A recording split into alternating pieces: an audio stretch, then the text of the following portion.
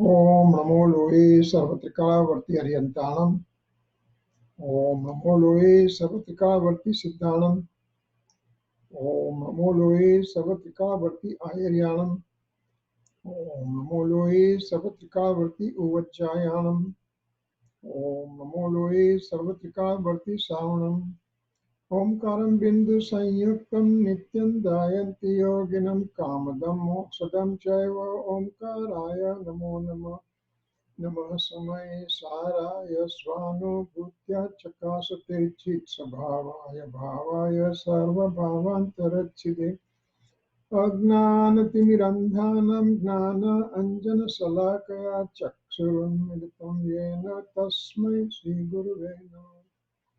तीर्थंकरो जगतना जयवंतवर्तो ओंकारनाद जिननो जयवंतवर्तो जिनना समो शरण सौ जयवंतवर्तो ने तीर्थचार जगमा जयवंतवर्तो नमो तीर्थनायकने नमो ओंकारनादने ओंकार संगरो तेने नमो ते श्री कुंद कुंदने अहोपकार जिनवरनो कुंदनो ध्वनि दिव्यनो जीन कुंद ध्वनियाप्या अहो ते गुरु काननो अहो भगवती मातनो ध्रुव अचलने अनुपम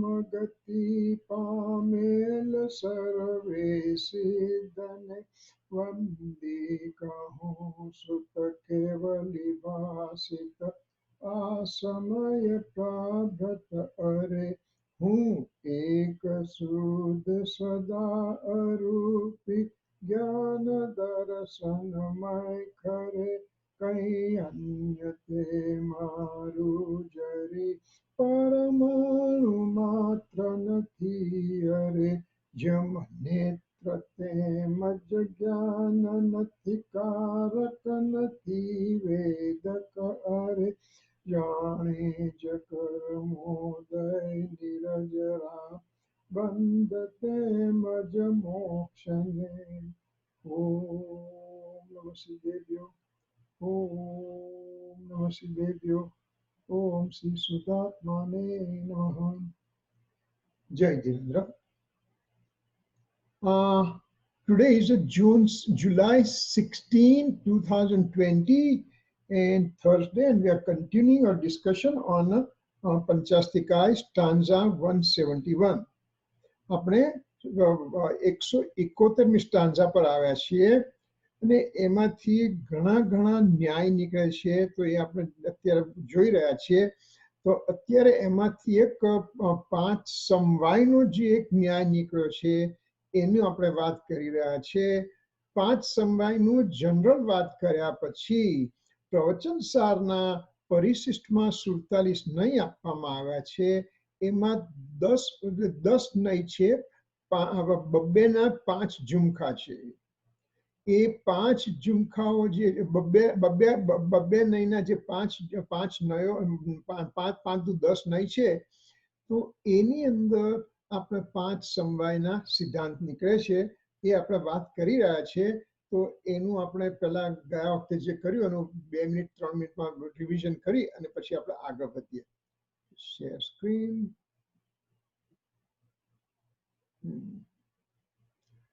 તો આપણે 5 સમવાયની જે વાત જે 10 નયની વાત કરી હતી, એ 10 નયની વાતમાં આપણે એમ જોયું હતું કે પ્રવચન સારના 47 નય, એમાં 26 થી 27 નય નિયતિ નય અનિયતિ નય, 28 29 સ્વભાવ નય અસ્વભાવ નય, કાળ નય અકાળ નય, પુરુષકાર નય દૈવ નય, ઈશ્વર નય અનિશ્વર નય, એમ કહીને 26 થી 35 સુધીમાં 10 નય છે અને 5 ઝુમખા છે. પહેલું છે એ નિયતિ માટેનું છે, બીજો સ્વભાવ માટે, ત્રીજો કાળ, ચોથો પુરુષાર્થ અને પાંચમો નિમિત્ત ઉપર છે. તો એમાંથી આપણે નિયતિ અનિયતિ નહીં ડિટેલમાં જોઈ ગયા છે. તો એની અંદર એમ કહું છે કે દાખલો આપ્યો કે ઉષ્ણતા અને અગ્નિ. પહેલી વસ્તુ કે જે દરેક નઈ જે છે 47 નઈની અંદર એક એક દાખલો પણ આપવામાં આવ્યો છે. તો એ દાખલાથી આપણને ખબર પડે કે આમાં આચાર્ય ભગવાન આપણને શું કહેવા માંગે છે. તો નિયતિ નઈ અનિયતિ નઈની અંદર દાખલો અગ્નિનો આપ્યો. એમાંથી સિદ્ધાંત આપણે કાઢવાનો છે કે જેમ અગ્નિ ઉષ્ણતા અગ્નિનો નિયત સ્વભાવ છે, આત્માનો જ્ઞાનાનંદ સ્વભાવ નિયત છે. ઉષ્ણતા પાણીનો અનિયત સ્વભાવ છે, અગ્નિનો નિયત સ્વભાવ છે. પાણીનો અનિયત સ્વભાવ છે અગ્નિ ઉષ્ણતા. એટલે કે આત્માનો રાગ દ્વેષ મોહ અથવા મતિ જ્ઞાન આદિ સ્વભાવ અનિયત છે. અગ્નિમાં ગરમ રહેવું તેનો દ્રવ્યગત સ્વભાવ છે. આત્માને જાણવું દેખવું એનો ત્રિકાળ સ્વભાવ છે.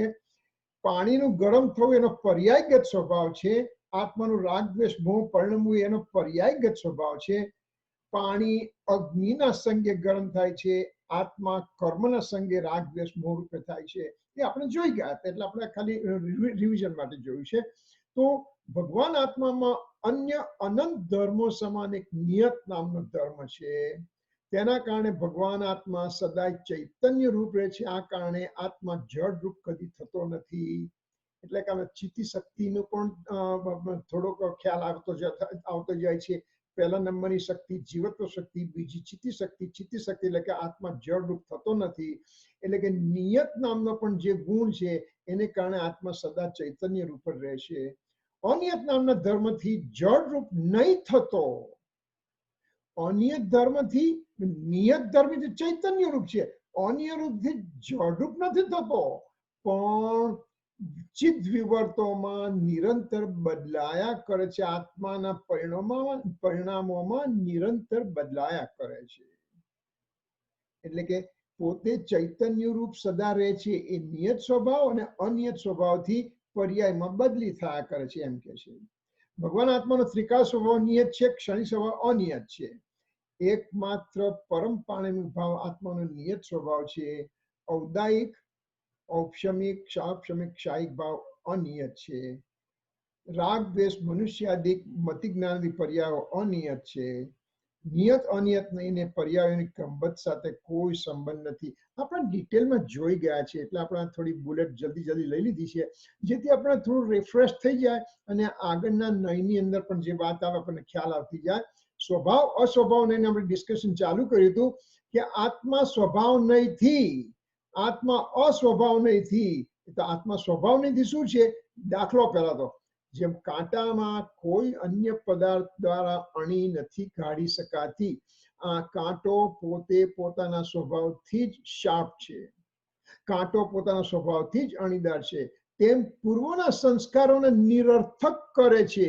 જો સ્વભાવ નહીંની અંદર પૂર્વના સંસ્કારો કંઈ કામ કરતા નથી એમ કહ્યું, તો પૂર્વના સંસ્કાર કામ નહીં કરે તો મારે કંઈ કરવાનું નહીં. આપણે તો કહીએ છીએ કે જો તારી અંદર તું ધારણા જ્ઞાન કરીશ અને ધારણા જ્ઞાનની અંદર જો દ્રઢતા કરીશ તો એ જ્ઞાન તારી સાથે આવશે. એટલે કે પૂર્વના સંસ્કાર તારી સાથે આવશે નવા જન્મમાં. તો આમાં ના પાડે છે. તો એક સ્વભાવ નહીંથી જોઈએ તો પૂર્વના સંસ્કારો નિરર્થક છે. જેમ કે અભાવી જીવને ગમે એટલા સંસ્કાર તમે આપો તો પણ એ જીવનો કદાપી પણ મોક્ષ થવાનો નથી. કોઈ પણ સંસ્કારો ત્યાં કામ લાગવાના નથી. અભવિમાંથી એ જીવ ભવી થવાનો નથી. તે આત્મ સ્વભાવથી, આત્માના સ્વભાવથી સ્વભાવ નહીંની વાત કરી. હવે આત્મા અસ્વભાવ નહીંથી જેમ લુહાર બાણને અણીદાર બનાવે છે તેમ પૂર્વ સંસ્કારને સાર્થક કરે છે. અસ્વભાવ નહીં પૂર્વ સંસ્કારને સાર્થક કરે છે. એટલે કે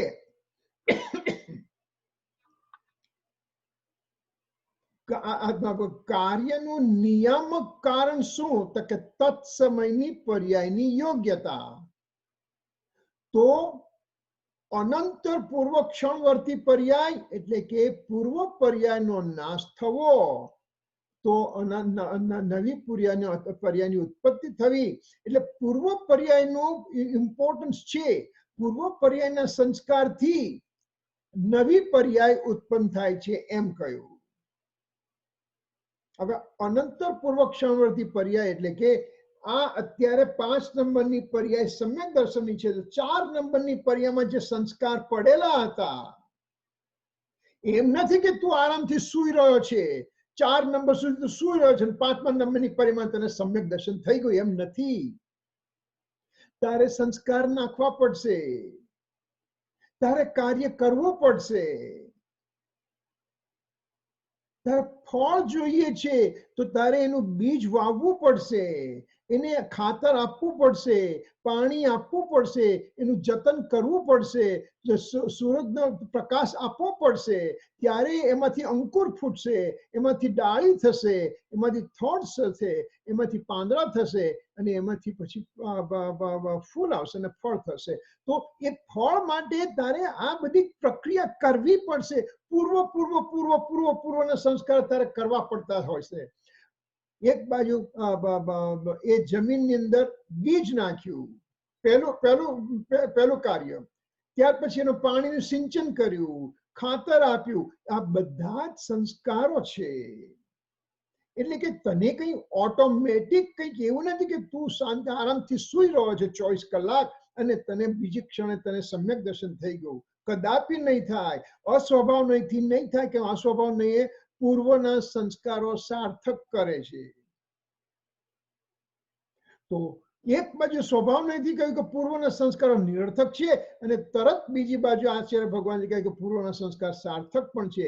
એટલે કે સ્વભાવ નહીંથી આત્માના નિયત સ્વભાવને આત્મા બદલી શકતો, સંસ્કાર આત્માનો સ્વભાવ બદલી શકતો નથી, અને અસ્વભાવ નથી આત્મા સંસ્કારિત થઈ શકે છે. તો આવું કન્ફ્યુઝન કરે શું જરૂર છે તમારે? આપણને આવું કન્ફ્યુઝન કરાવીને જે લાઈફ બરાબર ચાલતી હતી એની અંદર આવા કન્ફ્યુઝન આવા જુદા જુદા ન્યાય આપીને આપણને શું કામ હેરાન કરે છે આચાર્ય ભગવાન? જ્યાં સુધી તું નહીં જાણે ત્યાં સુધી તારું કાર્ય નહીં થાય. લાસ્ટ ટાઈમ આપણે કહ્યું હતું, સ્વભાવ અસ્વભાવ નહીં, એક સાથે બે ઓપોઝિટ પદાર્થોનું એક દ્રવ્યમાં એક સાથે રહેવું, એને અનેકાંત કહ્યું છે. તો આ અનેકાંતની વાત થઈ છે. પછી આગળ વધીને કઈ જગ્યાએ કે સ્વભાવ અસ્વભાવ શું કે છે? સ્વભાવ નહીં, તો સ્વભાવ નહીંથી આત્માના મૂળભૂત દ્રવ્ય સ્વભાવને સારા ખરાબ સંસ્કારો દ્વારા સંસ્કારિત કરી શકાતો નથી. કરોડો ઉપાય કર્યા છતાં અગ્નિમાંથી ઉષ્ણતામાં પરિવર્તન અસંભવ છે. અગ્નિમાંથી ઉષ્ણતા કાઢી નાખો. તમારે ત્યાં અગ્નિ ગરમ છે, અમારે ત્યાં અગ્નિ ઠંડી હોય છે, કાઢી આપો, બતાવી આપો મને. તો અગ્નિમાંથી ઉષ્ણતા ન જ નીકળી શકે, એનો મૂળભૂત સ્વભાવ છે. તેમ આત્મામાં કરોડો ઉપાય કર્યા છતાં ચેતન સ્વભાવ, જ્ઞાનાનંદ સ્વભાવમાં સંસ્કાર દ્વારા પરિવર્તન અશક્ય છે. એટલે કે તું ગમે એટલા સંસ્કાર નાખતો ચેતન અચેતન નહીં થઈ જાય, ચેતન અચેતન નહીં થઈ જાય, અભવી ભવ્ય નહીં થઈ જાય, કેમ કે ત્યાં સંસ્કાર કામ નથી કરતા. કરોડો વર્ષો સુધી તપ કરવા છતાં અભવ્ય જીવ કદાપી ભવ્ય થતો નથી. અનંતકાળથી મિથ્યાત્વ કરતા છતાંય ભવ્ય જીવ કદાપી અનંતકાળથી, પહેલા અભવ્યની વાત કરી, હવે અનંતકાળથી મિથ્યાત્વ કરવા છતાં હું ગાઢ મિથ્યાત્વ કરી રહ્યો છું અનાદિકાળ, તો પણ જો જીવ જે ભવ્ય છે એ ભવ્ય રહેશે, એ અભવ્ય થતો નથી. એટલે મૂળભૂત સ્વભાવની વાત કરી. એટલી વાત કર્યા પછી અસ્વભાવ નહીંથી એમ કે છે કે અસ્વભાવ નહીંથી આત્માને પર્યાયમાં સંસ્કારિત કરી શકાય છે. પર્યાયમાં આમાં દ્રવ્ય સ્વભાવની વાત કરી હતી, આની અંદર દ્રવ્ય સ્વભાવની વાત કરી હતી, આમાં દ્રવ્ય, અને આમાં પર્યાયમાં સંસ્કાર આપી શકાય છે. દ્રવ્યમાં સંસ્કાર નથી આપી શકાતા, પર્યાયને સંસ્કારિત કરી શકાય છે. મિથ્યા દ્રષ્ટિ સમ્યક દ્રષ્ટિ થઈ શકે છે. 4 નંબરની પર્યાયમાં મિથ્યાત્વ છે, 5 નંબરની પર્યાયમાં સમ્યક દર્શન થઈ શકે છે, કેમ કે 4 નંબરની પર્યાયમાં તે સંસ્કાર નાખેલા છે. શાસ્ત્ર સ્વાધ્યાય કરીને, તત્વ નિર્ણય કરીને, એ તત્વ નિર્ણયનું ગોલન કરીને, એ તત્વ નિર્ણય ગોલનથી યથાર્થ તત્વ નિર્ણય કરીને, એની ત્યારે વિકલ્પાત્મક દશામાં એનું એ જ ગોલન કરીને પછી એ વિકલ્પ પણ હવે શાંત થતા જાય છે, એટલે કે વિકલ્પ પણ ઓછા થતા જાય છે, મંદ થતા જાય છે, અને એક સમય એવો આવશે કે 4 નંબરની પર્યાયમાં મિથ્યાત્વ એટલું મોડું પડી ગયું છે કે એ જતું રહેશે અને સમ્યક દર્શન ચાલુ થશે. એટલે પર્યાયમાં આત્મા સંસ્કારી થઈ શકે છે, દ્રવ્ય જે છે એમનું એમ જ રહેશે. સમ્યક દ્રષ્ટિ મિથ્યા દ્રષ્ટિ પણ થઈ શકે છે. જેનું ઉપસમ સમ્યક દર્શન થયું છે એ જીવ, એને જો મિથ્યાત્વ મોહની મિશ્ર મોહનીનો ઉદય ચાલુ થશે તો એ ત્યાંથી ચોથા ગુણસ્થાનક પડીને છેલ્લે અલ્ટિમેટલી બીજા ત્રીજા ગુણસ્થાનકથી થઈને પહેલા ગુણસ્થાનક પર આવી જશે. તો એમાં એની પર્યાયમાં સંસ્કારી થઈ શકે છે, પર્યાય બદલાઈ શકાય છે. અસ્વભાવ નહીંથી અનંતકાળના દુઃખી જીવ સુખને પ્રાપ્ત કરી શકે છે. અનંતકાળનો જે જીવ છે, દુઃખી દુઃખી દુઃખી જીવ છે, એ જ ટ્રાન્સમાઇગ્રેશન સંસારમાં રખડતા રખડતા રખડતા રખડતા હવે એ થાકી ગયો છે, તો એ સુખ પ્રાપ્ત કરી શકે છે સમ્યક દર્શન લઈને. અનાદિકાલીન કુસંસ્કારોને સુસંસ્કાર મળી શકે છે. વાલીઓ લૂંટારો વાલ્મીકી થઈ શકે છે, કેમ કે એના કુસંસ્કાર હતા એ સુસંસ્કારમાં પરિવર્તન પામી શકે છે. એટલે સ્વભાવ ને અસ્વભાવની અંદર દ્રવ્ય સ્વભાવ લીધો, પર્યાય સ્વભાવ લીધો, તો પર્યાય સ્વભાવ અસ્વભાવ કયો, દ્રવ્ય સ્વભાવને સ્વભાવ નહીં કયો. આ રીતે આપણે સ્વભાવ અસ્વભાવ નહીંની વાત કરી. આગળ વધીએ. હવે કાળ ને અકાળ નહીં, આ એક બહુ જ જરૂરી છે સમજવા માટે. ફલાણા ફલાણા ફલાણા ભાઈનું અકાળ મૃત્યુ થયું એટલે શું? અકાળ મૃત્યુ થયું એટલે શું? તો કે જો તમે કહો છો, તમે પ્રવચન સારા નહીં કાળ નહીં અકાળ નહીં, બે નહીં છે. તમે તો લખ્યું છે, કુનકુનાચાર્ય આપે તો લખ્યું છે કે કાળ નહીં પણ હોય, અકાળ નહીં પણ હોય, કાળે પણ મૃત્યુ થાય, અકાળે પણ મૃત્યુ થાય. ભાઈ એમ નથી. તું સાચી વસ્તુ સમજ, સાચી વસ્તુ સમજવાનો પ્રયત્ન કર.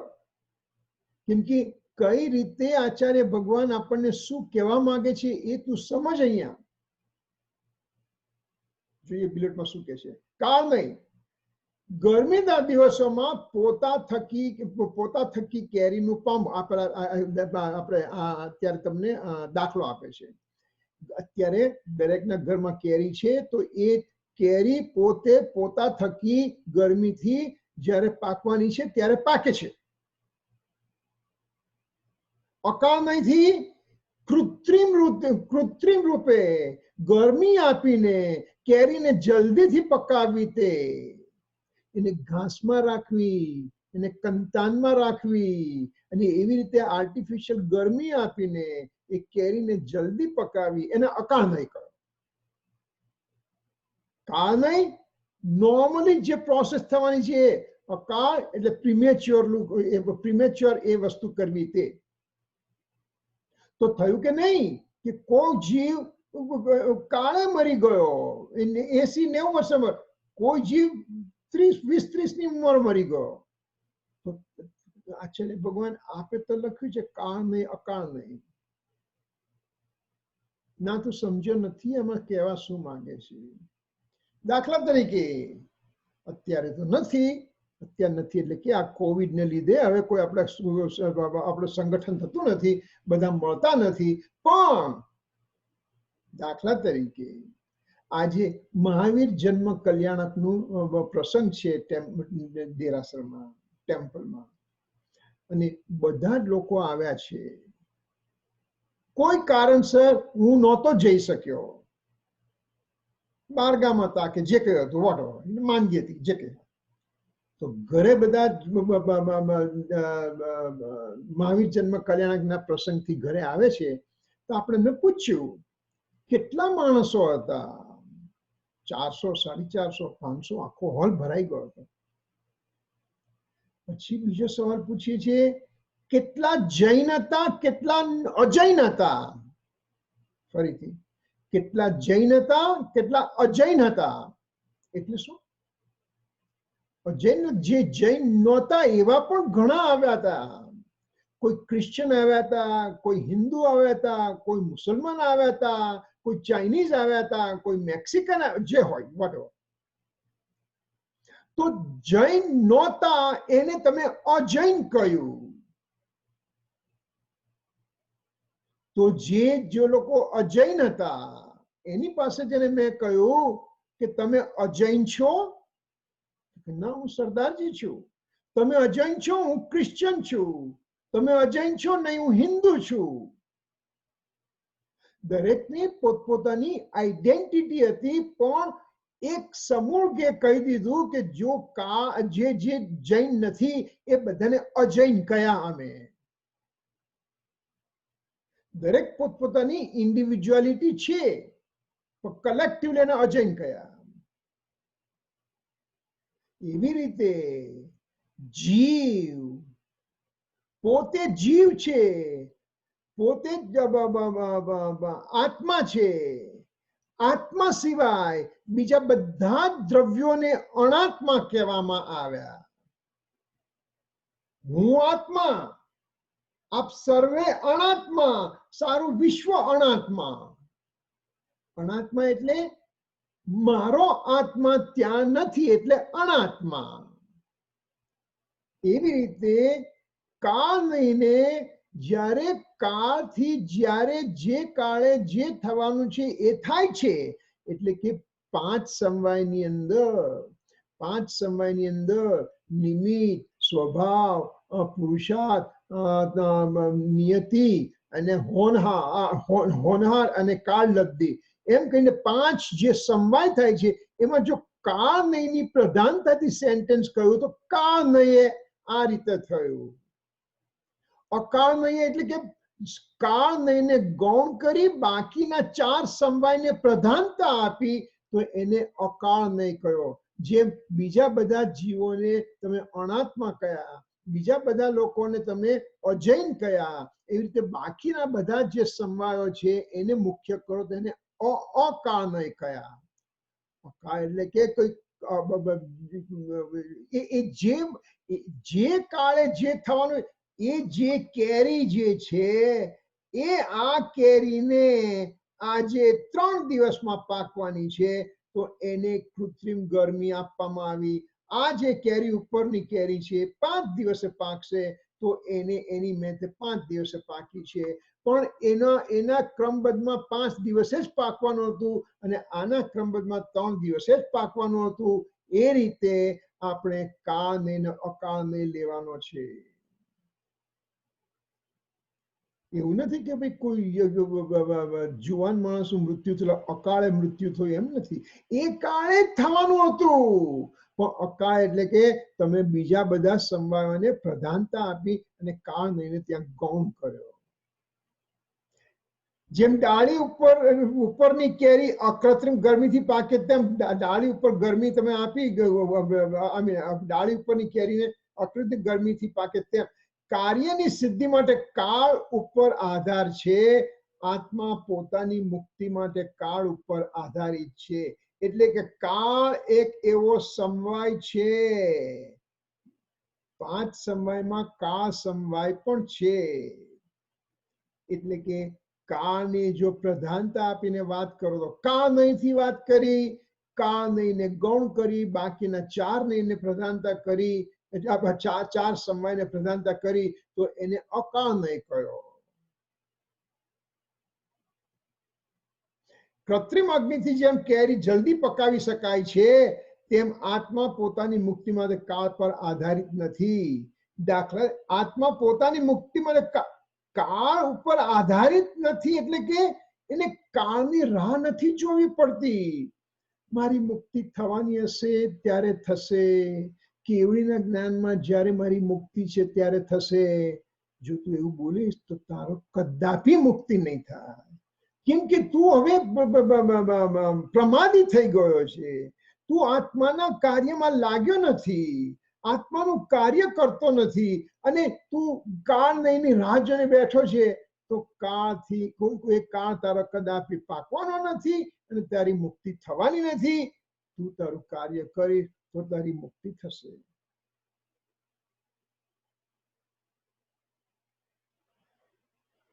ખેતરની અંદર ચકલીએ માળો બાંધ્યો છે ને બચ્ચા થયા છે. આખો દિવસ ચકલી બહાર જાય છે તો બચ્ચાઓએ સાંભળ્યું કે ખેડૂત કહે છે કે આપણો ફસલ થઈ ગઈ છે, તો ચાલો આખા ગામને આપણે નિમંત્રણ કરીશું, તો બધા આવશે તો આ ફસલ કપાઈ જશે અને આપણું કાર્ય થઈ જશે.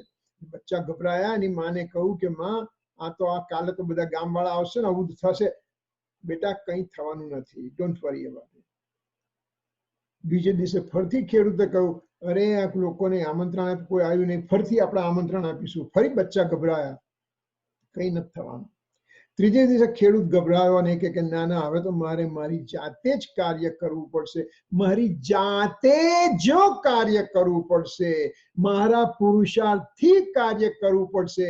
એટલે ચકલીએ બચ્ચાને કહ્યું કે હવે આપણો ટાઈમ થયો છે, હવે ભાગો, ઉપડો આપણે. એટલે કે જ્યારે પોતે પોતાનો પુરુષાર્થ કરે છે ત્યારે કાળ આવીને ઉભો રહે છે. કાળને ત્યારે રાહ જોવાની જરૂર પડતી નથી. એમાં કાળ નહીંની વાત કરી. ફરીથી કાળ નહીંથી કાર્ય સમય આવ્યે જ થાય છે, તો અકાળ નહીંથી શું કાર્ય સમય પૂર્વે થઈ જાય છે? કાળ નહીંથી કાર્ય સમય આવે ત્યારે કાર્ય થાય છે, તો અકાળ નહીંથી કાર્ય આવે એના પૂર્વે કાર્ય થઈ જાય છે? ના, તેમ નથી. કાર્ય તો સમય થાય ત્યારે જ થાય છે, આગળ પાછળ કદાપી થતું નથી. જો કાળ નહીં પ્રમાણે જો કાર્ય આગળ પાછળ થઈ શકતું હોત તો કેવળીનું કેવળ જ્ઞાન ખોટું પડશે. કેમ કે કેવળીએ આજે જ્યારથી કેવળ જ્ઞાન થયું છે ત્યારથી કેવળીએ પોતાના કેવળ જ્ઞાનમાં 6 દ્રવ્યના ભૂત ભાવિ વર્તમાન પર્યાયો જોઈ છે, ત્રિલોક અને ત્રિકાળ પર્યાયો જોઈ છે. અને જો તમે એમ કહો કે ના, સમય પહેલા મેં તો કાર્ય કરી લીધું છે, તો કેવળીના જ્ઞાનમાં તો આ સમયે કાર્ય થવાનું હતું, તે પહેલા કાર્ય કર્યું, તો કેવળીનું જ્ઞાન ખોટું પડ્યું. કેવળીનું કેવળ જ્ઞાન ખોટું પડ્યું. નથી થતું એમ.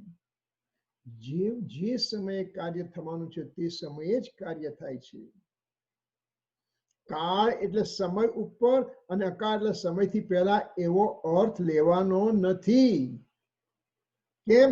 કાળને એટલે કાળ આવે જે કાર્ય થાય છે, અકાળને એટલે કાળ સિવાયના બાકીના પુરુષાર્થ આદિ 4 સમવાયને મુખ્ય કરીને કથન કરેલ છે. જો આચાર્ય ભગવાનને જેવો મૂળ હોય એ પ્રમાણે પોતે લખી શકે છે, એમને બધી છૂટ છે.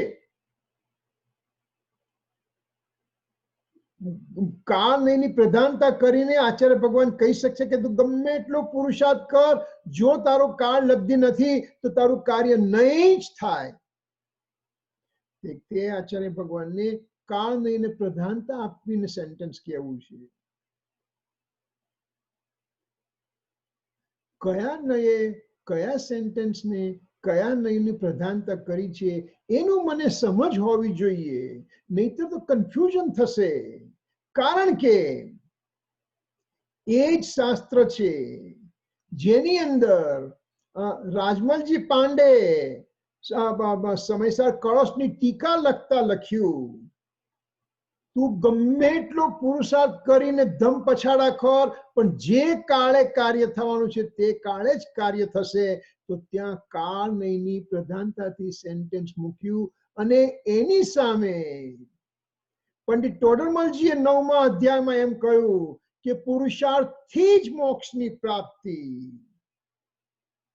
તો કેમ બંને આચાર્ય અલગ અલગ છે? બંને આચાર્યના વિચારો અલગ છે? નહીં, એકે પુરુષાર્થને પ્રધાનતા આપી, બીજાએ કાળ લઈને પ્રધાનતા આપી. પણ 5 સમયની હાજરી હશે તો જ કાર્ય થશે. અને હજી આગળ વધીએ, જ્યારે આપણે બધા સમોસણમાં બેઠા છીએ, તીર્થંકર ભગવાનના સમોસણમાં બેઠા છીએ, ભવિષ્યમાં બેસીશું, અને તે વખતે આપણને ક્ષાયિક સમ્યક્ત થાય છે, તો શું કરીશું આપણે? કોને જવાબદાર આપીશું? કોને જવાબદારી આપીશું? પ્રભુ, આપની કૃપાએ મને સમ્યક ક્ષાયિક સમ્યક્ત થયું છે, આપના નિમિત્તની હાજરીમાં મને સમ્યક દર્શન થયું છે, તો ત્યાં નિમિત્તની પ્રધાનતા આપી છે. પોતે કાર્ય કરીને સક્સેસફુલ થઈને ઘરે આવે છે, તો માતા પિતાના આશીર્વાદ લે છે કે માતા પિતા આપના આશીર્વાદથી આ કાર્ય થયું છે, કેમ કે ત્યાં વિનય ગુણની પરાકાષ્ઠા બતાવી છે. તો ત્યાં નિમિત્તને પ્રધાન કરીને કથા, ત્યાં સમોસામાં અરે 5 સમયની અંદર પુરુષાર્થથી જ કાર્ય થાય છે, નિમિત્ત કઈ કરતું નથી, એવું ત્યાં તમે લેક્ચર આપવા નહીં બેસો, કેમ કે ત્યાં તીર્થંકર ભગવાનના નિમિત્તની પ્રધાનતા છે.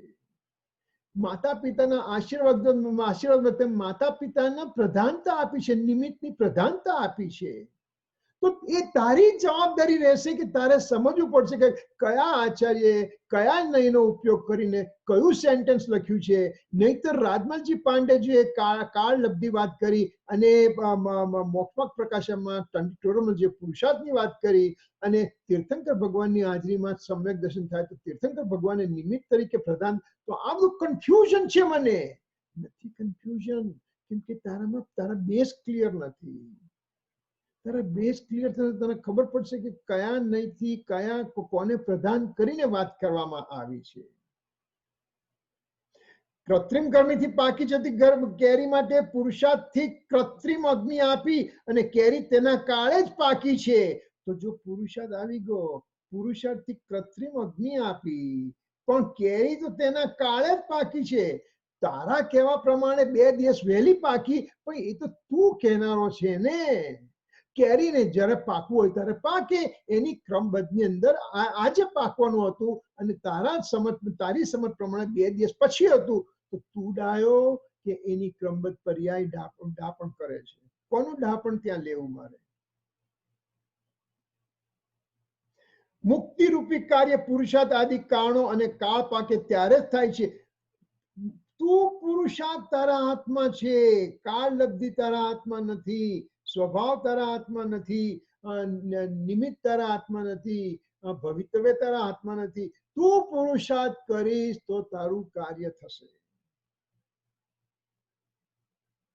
અને પુરુષાર્થ કરીશ તો તારું કાર્ય થશે જ, કેમ કે એ બધા સમય અહીં ઉભા જ રહેવાના છે. એવો એક અફર નિયમ છે કુદરતનો. તો તું મને નિમિત્ત આવશે ત્યારે હું કાર્ય કરી લઈશ એમ નથી. તું તારું કાર્ય કર, નિમિત્ત આવીને ઊભું રહેશે. તારી પાસે આજે ગુરુદેવશ્રીના 9200 પ્રવચનો આંગળીના ટેરવે પડ્યા તારી પાસે. તો તારે કોની વધારે જરૂર છે? તારો પુરુષાર્થ કર.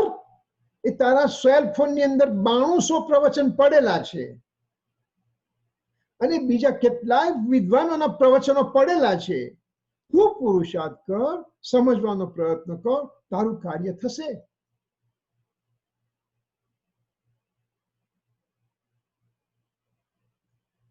હવે આગળ જે છે પુરસ્કાર દૈવ નહીં, એક આ સુંદર નહીં છે. એટલે કે પુરુષાર્થની પ્રધાનતાની વાત કરી છે. પુરસ્કાર એટલે કે પુરુષાર્થ, અને દૈવ નહીં એટલે કે પુરુષાર્થ નહીં પણ નિયતિની વાત કરી છે. અહીંયા ભવિતવ્યતાની વાત કરી છે. અહીંયા તો પુરુષાર્થ ને ભવિતવ્યતાની વાત કરતો શું કે છે? પુરસ્કાર નહીંથી જીવને લીંબુ કે મધની પ્રાપ્તિ થાય છે.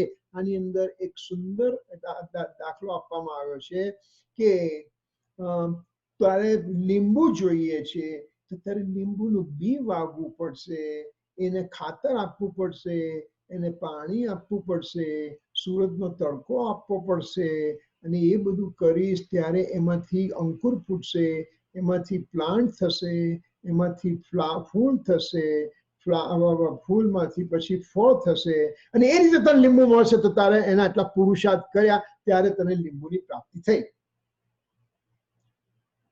બીજું મધની વાત કરી છે. માણસને મધ લેવું છે તો એ મધ માટે પોતે મધપુડા પર જાય છે, ઝાડ ઉપર ચડે છે, અર્લી મોર્નિંગમાં જાય છે, પોતે કવચ પહેરી લીધેલું છે કે જેથી મધમાખીને ડંક ન મારે, અને પોતે ફ્લેશ લાઇટ લઈને ઉપર જાય છે. એક હાથમાં ફ્લેશ લાઇટ છે, બીજા હાથે ઝાડને પકડે છે, દોરડું પકડે છે, ઉપર જાય છે. ત્યારે જ્યારે જાય છે ત્યારે આટલો બધો પ્રયત્ન કરે છે અને મધમાખીઓ ઉડે છે અને એમાંથી મધ નીકળે છે. એ રીતે એને મધની પ્રાપ્તિ થાય છે. આટલો એનો પુરુષાર્થ કરવો પડે છે. તો પુરુષાર્થ નહીંથી તારે કાર્ય કરવું પડશે તો જ તારું કાર્ય થશે, તો જ તને લીંબુ કે મધની પ્રાપ્તિ થશે. તો દૈવને એવી વાત કે જીવને પ્રયત્ન વિના લીંબુમાંથી મણીની પ્રાપ્તિ થાય છે. એવો શાસ્ત્રમાં એવો દાખલો આવે છે કે કોક એને બાજુમાં કોક એને લીંબુ આપી ગયા અને એને લીંબુને કાપ્યું તેમાંથી મણીની પ્રાપ્તિ થઈ. તો એને એ વસ્તુની પ્રાપ્તિ થવાની હતી તો એ લીંબુમાંથી એને મણીની પ્રાપ્તિ થાય છે વિના પ્રયત્ન, કોઈ પણ પ્રયત્ન કર્યા વગર. તો મારે શું કરવું? પુરુષાર્થ લઈને નહીં લેવો કે દૈવ નહીં લેવું? તો કે તું તારો પુરુષાર્થ કર, તારા નસીબમાં હશે, દૈવમાં હશે તો તને વસ્તુની પ્રાપ્તિ થશે, નહીં હોય તો નહીં થાય. પણ તું પુરુષાર્થ નહીં કરે તો નહીં પ્રાપ્તિ થાય 100%. કઈ દૈવ નહીંથી કે દરેક જણને તે લીંબુમાંથી કે મણી નથી નીકળવાના. એવું હોય તો આજે અત્યારે આપણો ક્લાસ પૂરો થાય ને ઘરમાં લીંબુને ચીરીને જોવો કે મણી છે કે એની અંદર. જીવની મુક્તિ યત્ન સાધન છે કે અયત્ન સાધન છે? જીવની મુક્તિ પુરુષાર્થથી છે કે દૈવ નહીંથી છે?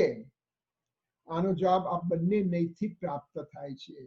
એટલે કે તું પુરુષાર્થ કર અને જો તને સમ્યક દર્શન થવાનું છે તો આ લાઈફમાં થઈ જશે, નથી થવાનું તો આવતી લાઈફમાં તારે રાહ જોવી પડશે, નથી થવાનું તો ત્રીજી લાઈફમાં તારે પ્રયત્ન કરવા પડશે. તારું કાર્ય પ્રયત્ન કરતા રહેવાનું છે.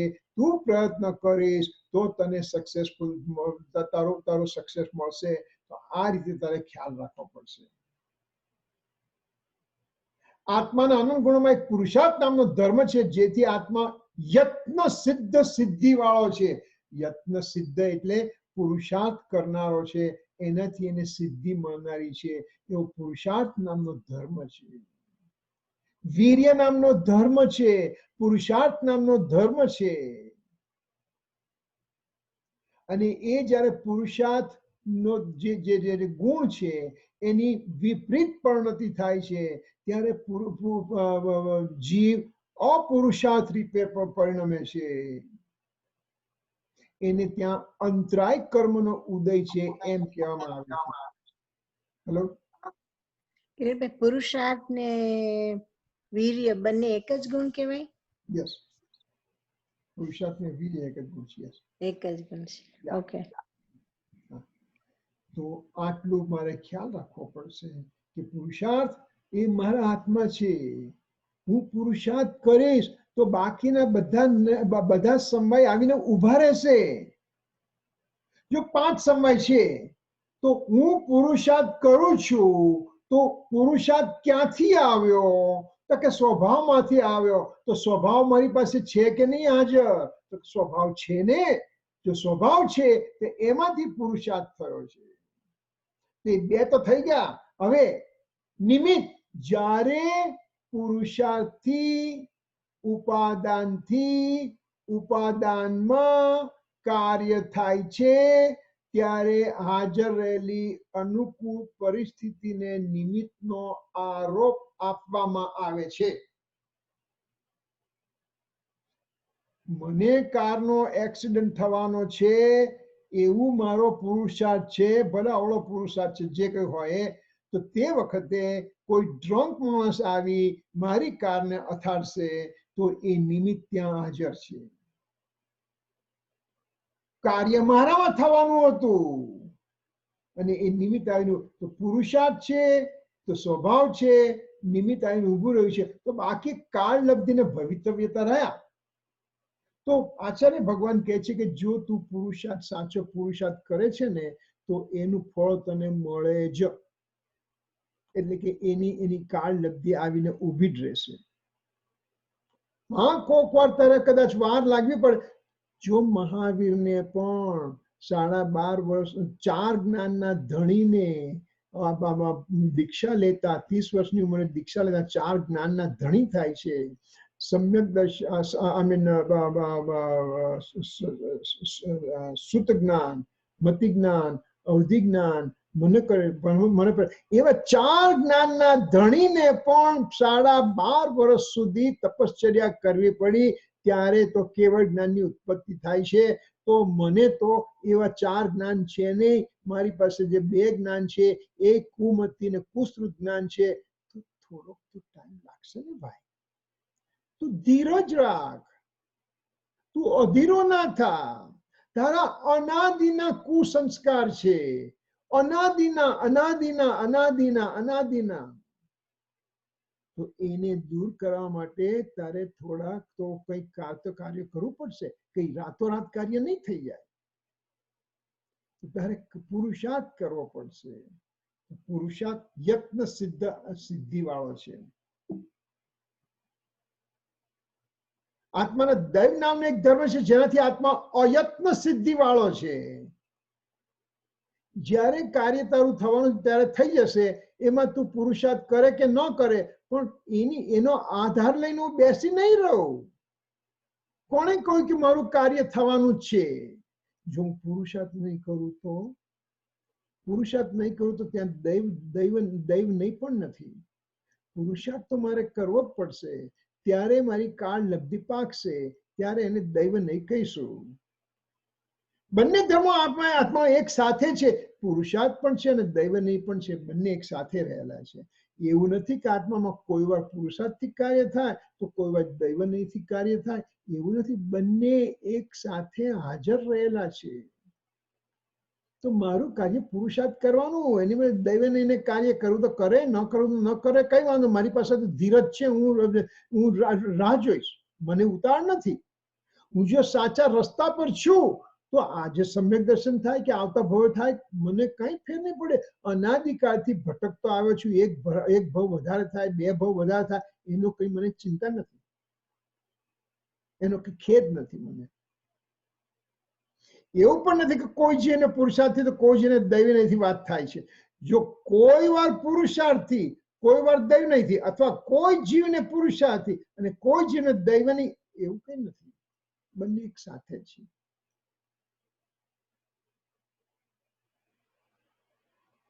જ્યારે મુક્તિ રૂપી કાર્ય થાય છે ત્યારે રત્નતયની પ્રાપ્તિ પુરુષાર્થ પૂર્વક થાય છે. મુક્તિ રૂપીનું કાર્ય કરવું છે તો એની આગળ રત્નતયની પ્રાપ્તિ જેવો પુરુષાર્થ પણ ત્યાં કરેલો છે. અનંતર પૂર્વ ક્ષણવર્તી પર્યાયમાં રત્નત્રય છે. જ્યારે આવતી ઉત્તર ક્ષણવર્તી પર્યાયમાં કેવળ જ્ઞાનની ઉત્પત્તિ થશે. તે જ સમયે કર્મનો અભાવ પણ નિમિત્ત રૂપે થાય છે. કર્મનો અભાવ પણ નિમિત્ત રૂપે ત્યાં આવી જાય છે.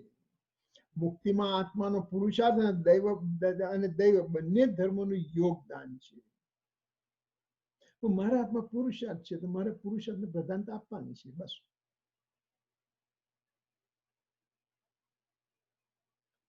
તો આ રીતે આપણે નિમિત્તની પણ વાત કરી. નિમિત્તની વાત કરી આપણે નિમિત્તની વાત આવી ગઈ કે નહીં? પુરુષકાળ નિમિત્ત નથી આવ્યું. કેમ ના આવ્યું? સ્વભાવ અસ્વભાવ અને નિયત અનિયત. નિમિત્ત ન આવ્યું. હા, ચાલો આપણે નિમિત્તની વાત કરીએ. નિમિત્તની વાત આપણે ઘણી કરી છે પણ આની અંદર નિમિત્ત નહીં, આપણે ઈશ્વર નહીં, અનીશ્વર નહીં એમ નામ છે. એમ નામ ઈશ્વર નહીં, ઈશ્વર નહીં. સ્લાઇડ ક્યાં ગઈ? હા, હવે આવે છે. Okay, sorry. तो समरी पहला ईश्वर ने अनिश्वर ले ले, ईश्वर नहीं अनिश्वर नहीं, 34-35 में ईश्वर नहीं अनिश्वर नहीं એટલે શું? ઈશ્વર એટલે હું પરની ઉપર આધાર રાખીને બેઠો છું એને ઈશ્વર નહીં કહ્યું, અને અનિશ્વર હું કોઈની પરવા રાખતો નથી, કોઈના આધારની ચિંતા કરતો નથી એને અનિશ્વર નહીં કહ્યું. ઈશ્વર નહીં એટલે નિમિત્તની જ્યારે પ્રધાનતા આપી એને ઈશ્વર નહીં કહ્યું, નિમિત્તને ગૌણ કર્યું તો કે એને અનિશ્વર નહીં કહ્યું. ઈશ્વર નહીં, નિમિત્તથી કાર્ય થાય છે. અરે નિમિત્તથી કાર્ય થાય છે એટલે કે નિમિત્તની હાજરીમાં કાર્ય થાય છે, પણ નિમિત્તથી કાર્ય થતું નથી એ બતાડવા માટે અહીંયા નિમિત્ત લીધું છે, ઈશ્વર નહીં લીધો છે. ઈશ્વર નહીં અનિશ્વર નહીં ના દાખલા છે, બે દાખલા છે. ઈશ્વર નહીં ની અંદર એમ કહ્યું, આમાં આવશે આમાં કે આત્મા ઈશ્વર નહીંથી ધાવ માતાની દુકાને દૂધ પીવડાવવાળા મુસાફરના બાળકની જેમ પરતંત્રતા ભોગવવા વાળો છે. એટલે કે જૂના જમાનામાં જ્યારે ઇન્ફન્ટ મોર્ટાલિટી બહુ હતી, મેટર્નલ મોર્ટાલિટી પણ બહુ હતી, તો બાળકની માતા ગુજરી જાય છે પ્રસૂતિમાં, તો એ બાળક માતા વગરનો થઈ જાય છે. હવે એના પિતા બાળકને એક જગ્યાથી બીજી જગ્યા લઈ જાય છે, તો એને દૂધ પીવડાવવા માટે ત્યાં ધાવ માતાઓની દુકાન આવતી હતી પહેલા. એટલે કે એ ધાવ માતાને ત્યાં ઉભો રહે મુસાફર અને બાળકને દૂધ પીવડાવી પછી એના પૈસા આપી પછી આગળ જાય. તો એ બાળકને દૂધ માટે એ ધાવ માતા અવેલેબલ હોવી જોઈએ. એ એક ગામમાં પહોંચ્યા અને એ ધાવ માતા અત્યારે બિઝી થઈ ગઈ છે, એ ધાવ માતા અત્યારે ત્યાં નથી, એની દુકાન બંધ છે, તો એ બાળકને પરતંત્રતા ભોગવવી પડે છે. જો હું નિમિત્ત પ્રધાનતાથી જીવવાની વાત કરું છું, નિમિત્ત આવશે ત્યારે ત્યાં કાર્ય થશે, ધાવ માતા આવશે ત્યારે બાળકને દૂધ મળશે. એ ન પણ આવે તો તારું શું થશે? તું તો નિમિત્તની લઈને નિમિત્તના મંજીરા લઈને બેસી ગયો છે ને. નિમિત્તથી કાર્ય, નિમિત્તથી કાર્ય, નિમિત્તથી કાર્ય. તારા પુરુષાર્થથી કાર્ય છે. હા, તારા પુરુષાર્થથી કાર્ય થાય તો હાજર રહેલા નિમિત્તને તું નિમિત્તનો આરોપ આપે, એટલે કે એના પર તું એમ કે તમારી હાજરીમાં દેવશાસ્ત્ર ગુરુ આપની હાજરીમાં મને સમ્યક દર્શન થયું છે. ખરેખર તો સમ્યક દર્શન મારા પોતાના પુરુષાર્થથી થયું છે. પણ જ્યારે મને સમ્યક દર્શન થાય છે ત્યારે વિનય ગુણની પ્રધાનતા પણ થાય છે. એટલે હાજર રહેલા દેવશાસ્ત્ર ગુરુને વિનયથી, વિનય પ્રધાનતાથી એમને એમ કહે છે કે આપના પસાએ મારું કાર્ય થયું છે. તો ધાવ માતાની દુકાને દૂધ પીવડાવવા વાળા મુસાફરના બાળકની જેમ પરતંત્રતા ભોગવવાળો છે જો તું આ ઈશ્વરની વાત કરતો હોય તો. અનિશ્વર નહીંથી શું થશે? એ જંગલમાં રહેલા સિંહની જેમ, એ જંગલમાં રહેલા સિંહને કોઈની પડી નથી. એને જ્યારે ઈચ્છા થાય છે, જ્યારે ખાવાની ઈચ્છા થાય છે ત્યારે કોઈ પણ પ્રાણીને ફાડી નાખીને પોતે પોતાની ઈચ્છા પ્રમાણે ખાઈ લે છે.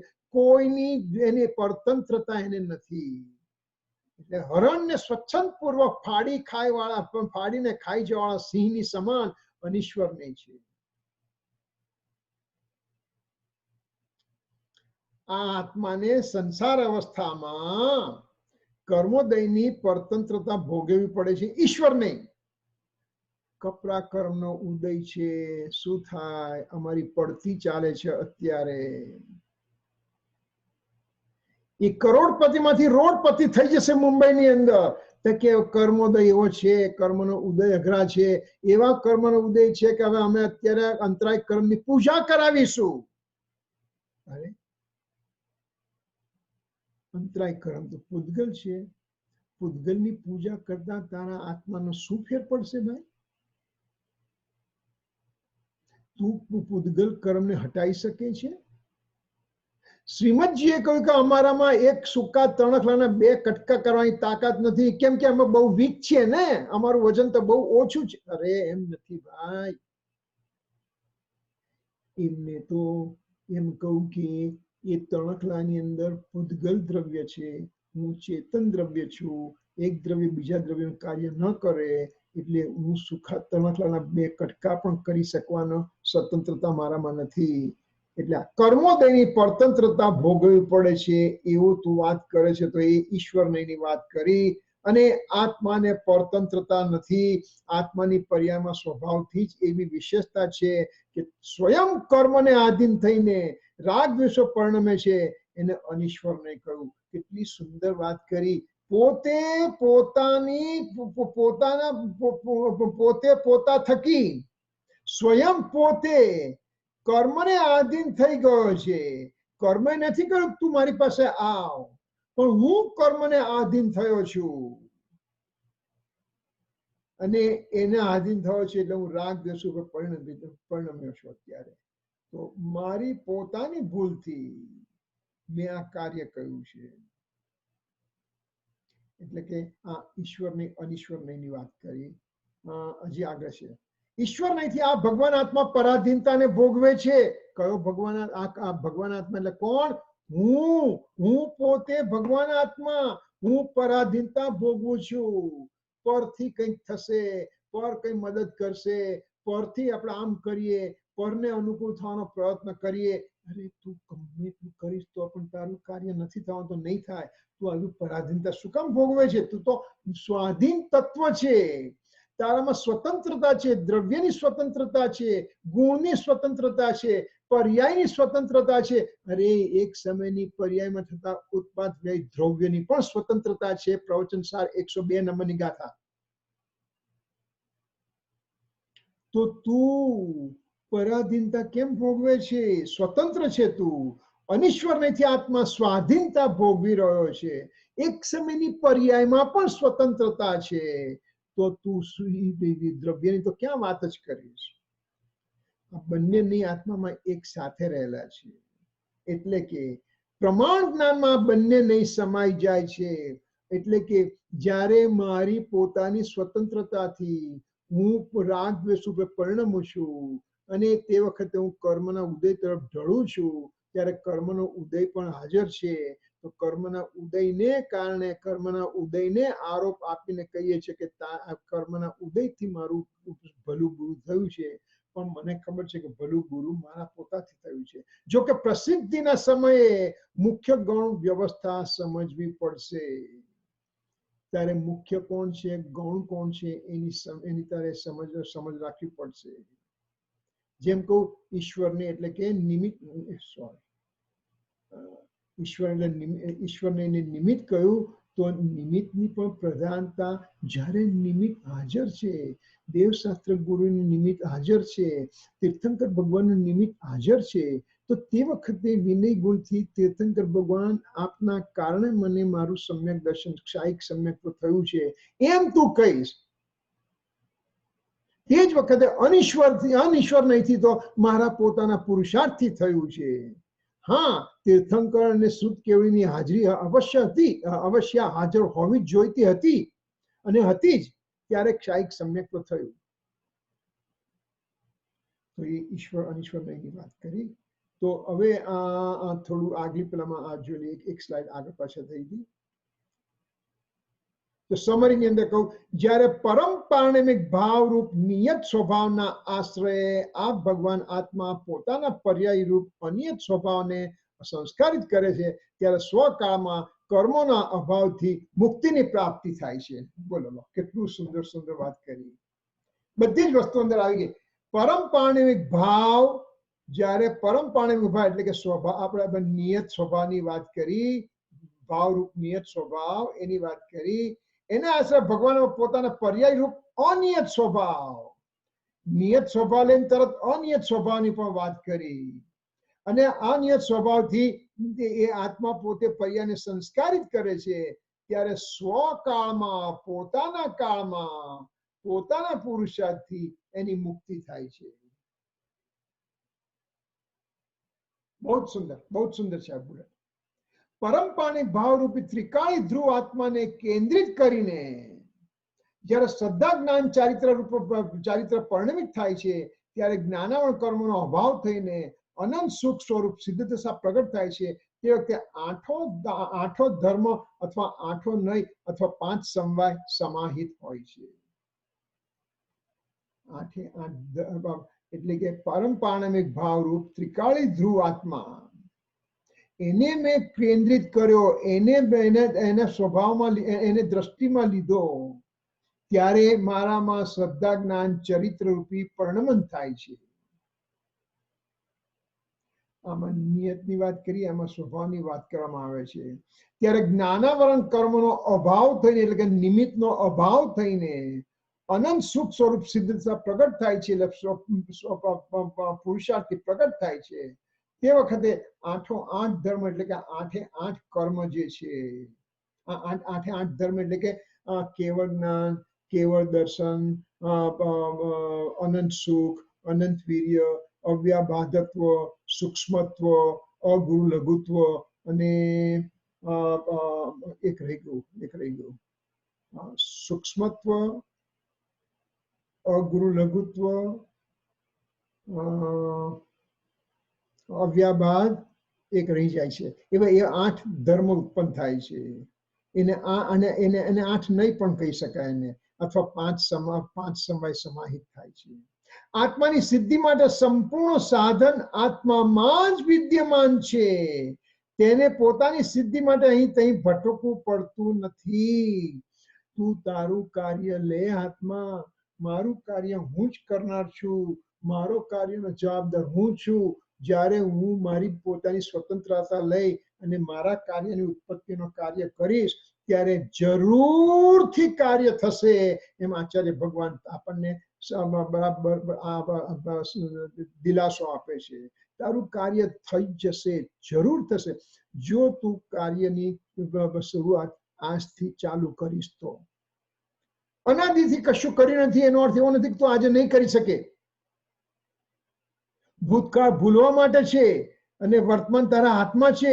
તો વર્તમાન તારા હાથમાં છે તો તારું ભવિષ્ય તું બદલી શકીશ. તો વર્તમાનમાં તું કાર્ય કરવામાં પુરુષાર્થ કર. એમ કરી અને અહીંયા આખા બધા નહીં, અહીંયા આપણે 10 નહીં લઈ લીધા અને એ 10 નહીંથી આપણને સમજ પડે છે. તો પછી હવે એક નવું ચેપ્ટર ચાલુ થાય છે. તો આપણે નેક્સ્ટ ટાઈમ કરીશું કાર્યના નિયમક માટે કારણ અને 5 સમવાય. એક બહુ સિમ્પલ વસ્તુ છે. 2 મિનિટ છે, લઈ લઈએ. ચાલો 3 મિનિટ છે. કાર્યનું નિયામક કારણ કોણ? તો કે સ્વભાવ, અનંતર પૂર્વક્ષણવૃત્તિ પર્યાય, તત્સમયની પર્યાયની યોગ્યતા કે નિમિત્ત. આ 4 વસ્તુ હોય ત્યારે કાર્યના નિયમ, કાર્યનું કારણ, કાર્યમાં નિયામક કારણ કયું? તો પહેલા નિમિત્તની વાત કરી કે નિમિત્ત કાર્યની હાજરીમાં નિમિત્તને પણ એક કારણ કયું? કેમ કે નિમિત્તની હાજરી છે ત્યારે કાર્ય થાય છે. નિમિત્તની હાજરીમાં કાર્ય થાય છે. નિમિત્ત વગર કાર્ય થતું નથી. નિમિત્તની હાજરીમાં કાર્ય થાય છે, પણ નિમિત્ત કાંઈ કરતું નથી. એ નિમિત્ત કાંઈ કરતું નથી એ બતાવવા માટે અહીંયા નિમિત્ત લીધું છે. બીજું કહ્યું કે સ્વભાવ. જો સ્વભાવથી જ કાર્ય થતું હોય તો મારામાં જ્ઞાન સ્વભાવ છે, મારામાં અતિન્દ્રિય આનંદ સ્વભાવ છે, મારામાં શ્રદ્ધા ગુણ છે, તો એ તો અનાદિથી મારી અંદર સ્વભાવ પડેલો છે. મારું કાર્ય કેમ ના થયું? તો કે જ્યારે કાર્ય થશે તો એ સ્વભાવમાંથી જ થશે. એ બતાવવા માટે સ્વભાવને નિયામક કારણ કહ્યું. એ સ્વભાવમાંથી, ત્રિકાળી સ્વભાવમાંથી સ્પર્શ રસ ગંધ વર્ણનું કાર્ય નહીં થાય. કેમ કે એની અંદર જ્ઞાન છે, જ્ઞાયક છે. આ આત્મા જ્ઞાયક સ્વભાવી છે. તો એમાંથી જ્ઞાનની જ ઉત્પત્તિ થશે. તો એમાં નિમિત્તને પણ હાજર છે પણ કાઢી મૂક્યું, સ્વભાવ છે પણ સ્વભાવને પણ ગૌણ કર્યો. તો નિમિત્ત તો હવે અનંત પૂર્વક ક્ષણવર્તી પર્યાય, સ્વભાવમાં દ્રવ્ય સ્વભાવ ને ગુણ સ્વભાવ બંને આવી ગયા. તો અનંતર પૂર્વક ક્ષણ, તો પર્યાયની વાત કરી. ભાઈ કાર્ય તો પર્યાયમાં થાય છે ને. તો અનંતર પૂર્વક ક્ષણવર્તી પર્યાય એ મારું નિયામક કારણ છે. પૂર્વ પર્યાયનો વ્યય થાય ત્યારે ઉત્તર પર્યાયની ઉત્પત્તિ થાય છે. પૂર્વ પર્યાયમાં તે પુરુષાર્થ કર્યો છે તેને ફળ રૂપે અત્યારની હાજરીમાં વર્તમાન પર્યાયમાં તેને ફળ રૂપે કાર્યની ઉત્પત્તિ થશે. તો કાર્યનું નિયામક કારણને પૂર્વ પૂર્વ અનંતર પૂર્વક્ષણ પર્યાય કહ્યું છે. પણ એવી તો અનંતર પૂર્વક્ષણ પર્યાય અનંતી થઈ ગઈ. 5 નંબરની પર્યાયમાં સમ્યક દર્શનની પર્યાય છે તો ચોથા નંબરની પર્યાયમાં મિથ્યા દર્શન છે. તો ક્યાં તો મિથ્યા દર્શનનો વ્યય એ સમ્યક દર્શનની પર્યાયનું કારણ થયું. મિથ્યા દર્શનની પર્યાયનો વ્યય અને સમ્યક દર્શનની ઉત્પત્તિ તો અનંત પૂર્વક્ષણવર્તી પર્યાયમાં મિથ્યાત્વ હતું.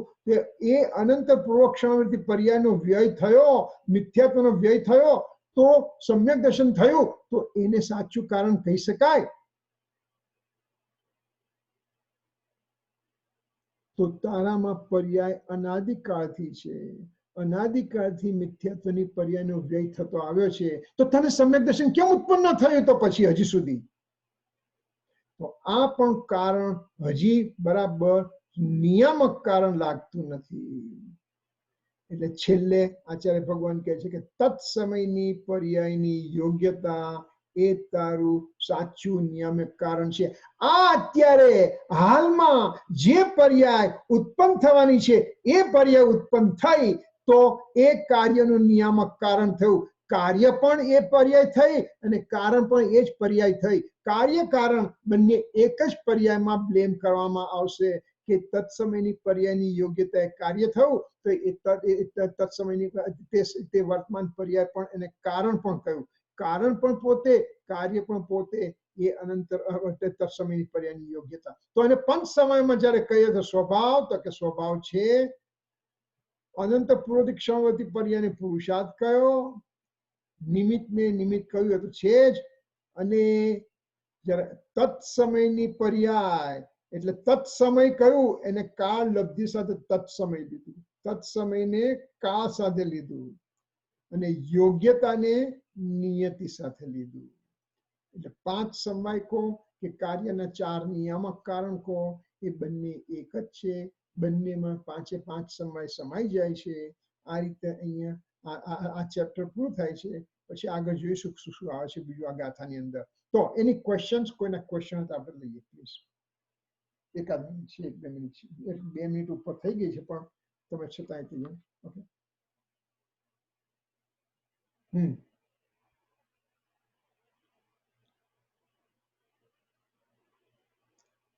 Okay. No question હતા આપણે we can just do the closing. Okay. जावाणी के ज्ञान से सूझे लोकालो, सोवाणी मस्तक नमो सदा देत हूँ. 9 times नमो का मंत्र.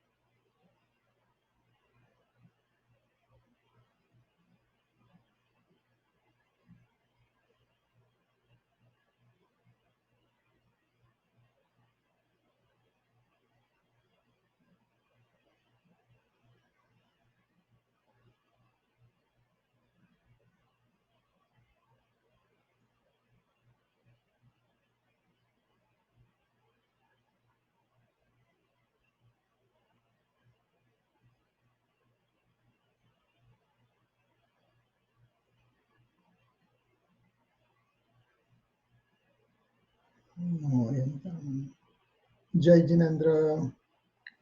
जय जिनेन्द्र. Thank you. जय जिनेन्द्र.